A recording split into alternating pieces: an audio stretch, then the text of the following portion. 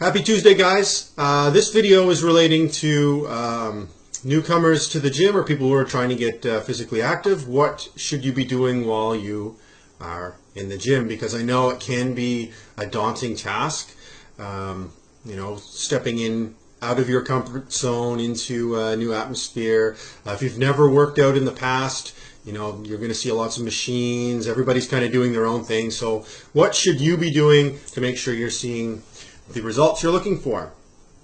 Okay, so first thing I'm going to recommend is definitely speak with a fitness professional if possible.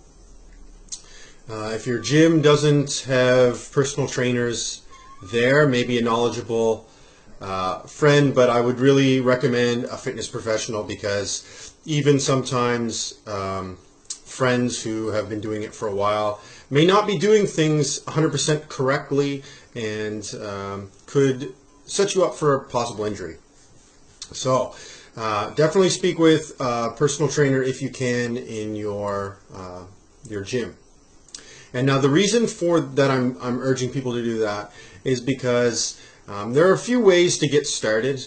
So one way, let's say a personal trainer isn't available and you are just getting kind of like a tour of the facility, would be just in kind of a general circuit. So most fitness facilities have them, most gyms have them.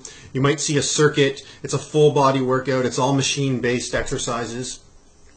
Going through that isn't too bad. So once you know how to set up the machines, you know the proper posture on them to make sure that you're not going to incur any sort of injury, and you know what muscles should be working in each one, that is a good place to start if there is not access, if you don't have access to a fitness professional.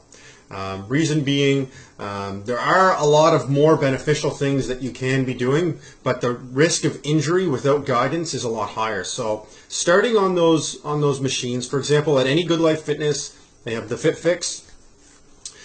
It is kind of if you have no idea where to start, just get a tour of the machines, and I mean, it will give you a full body workout. It starts with the larger muscle groups and moves all the way into the smaller ones. I know Curves, they have the circuit. The YMCA that I went to years ago, they had a big circuit there as well. So it's quite common that all fitness facilities will have enough machines to give you a full body workout.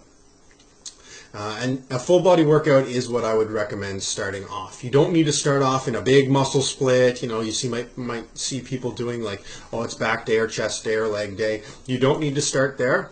That can come later on. You want to start just by priming the muscles and make sure everything starts to wake up, because with years of inactivity, and let's say the average person is actually in a seated position for quite some time, we're going to develop weaknesses and balances through the pelvic floor. We're going to develop weakness through the core itself. It's going to become dysfunctional. We're going to get tight hip flexors. We're going to have a lot of different things that are going to happen due to inactivity that will really impact your ability to exercise effectively. And if those problems aren't corrected, they can lead to back problems, knee problems, hip problems down the road. So one of the reasons that fitness is so important is because it's going to increase your longevity. It's going to increase the feeling of well-being for a long period of time, and it's going to cut down on the risk of injuries going forward. Okay, so the FitFix or a circuit-based approach is an okay place to start. It is not the best one. So working with a fitness professional, someone like myself, somebody in any fitness facility that you're going to, look for their credentials, make sure that they could have gone to university, they could have taken kinesiology, they might have a master's in exercise physiology.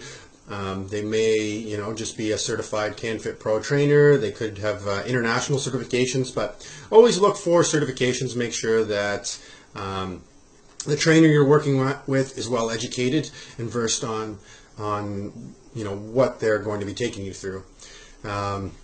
So if somebody came into the gym and worked with me from day one, what would I kind of take them through? Well, I do a little bit of a movement assessment. I check out to see, what exactly is going on. Like I said, years of inactivity is going to, do lots of damage to the body in general. So just making sure that, we don't have any knee issues, we're checking blood pressure, all these things, make everything, sure everything's safe before we get on the floor, make sure there's no health problems or joint problems that could be made worse by an exercise program, or, there's they had lots of food coming in, because a common thing that can happen, somebody who's just starting off into the gym, they didn't eat before they come in, their sugars can drop through a workout, so diet is extremely important, water intake, stuff like that. Also make sure that we know their heart rate zones where they should be, so we're not going too crazy and getting outside, their 60 or 80% of, their heart rate max. Now, if I was designing a program for this person and they just wanted to, let's say, just get a little bit more fit, what I'd be showing them and taking them through would be more functional based movements than the machines. So these, some people call them the primal movements, or, functional movements, but it's the movements that we do through our everyday life, that when we get really good at it, everything comes easy. So initially we would say we have a squat, we have a lunge, we have a push, a pull, a bend, and a twist. So those are all kind of the movement patterns that our body is going to go through the day. So the squat is self-explanatory. We would be going through, standing up, sitting down. Lunging is like an exaggerated step.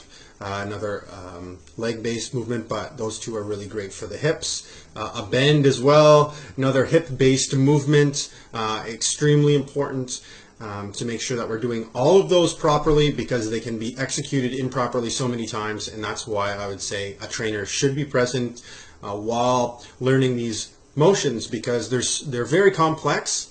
And sometimes you can do the motion without activating proper muscle tissue. So it's more the movement's happening, but are the glutes firing? Is the core active? Are the quads actually firing properly? And then you could go into more systematic problems where you're improperly applying pressure through maybe the toes as opposed to the whole foot, or there's bilateral imbalance, so you have an imbalance through your hips, so you're pushing harder through your right leg than your left, and that can cause some issues through even the lower back, other than as the hips and the knees. So that's why a trainer should be present during the extra pair of eyes, and to execute the movements properly with you. Then we would get into the upper body, so we would do a push, a pull, and then we would do a twist. So the twist is your core-based movements. A push and pull would be like you're pulling open a door, pushing open a door, and we would want to make sure that your shoulder blades, your scapula are moving properly through those. So those movements are the best to do, because they are going to reinforce all of our movement patterns. Once we've reinforced our movement patterns and learn those with a low risk of injury, and make sure we're doing them properly and start to progress them, that's when we really start to see a higher level of fitness and athleticism occur. So, for example, if we progress the squat, it can be progressed into a front squat, a back-loaded squat. From a body weight squat is where we'd start. Sorry, I want to clarify that. When I say squat or bend or twist or anything like that, I don't mean put a bar on your back. We want to start at body weight to make sure those muscles are activating before we go any further. So that's kind of where I would start. So if you don't have access to a trainer, the circuit workout is a good way to go. Low risk of injury, and you're going to stimulate full body muscle movement. Going through it maybe for 5-6 minutes with somebody prior to will give you a good indication of how hard you should be working and what guidelines you should use while taking part in those movements.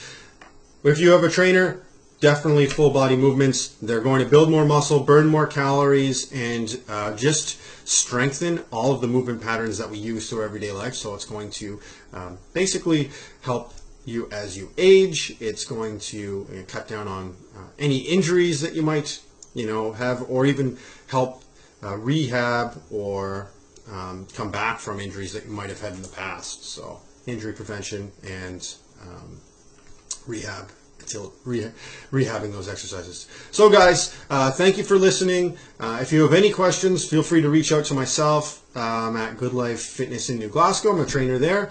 Also Supplement King on the weekends.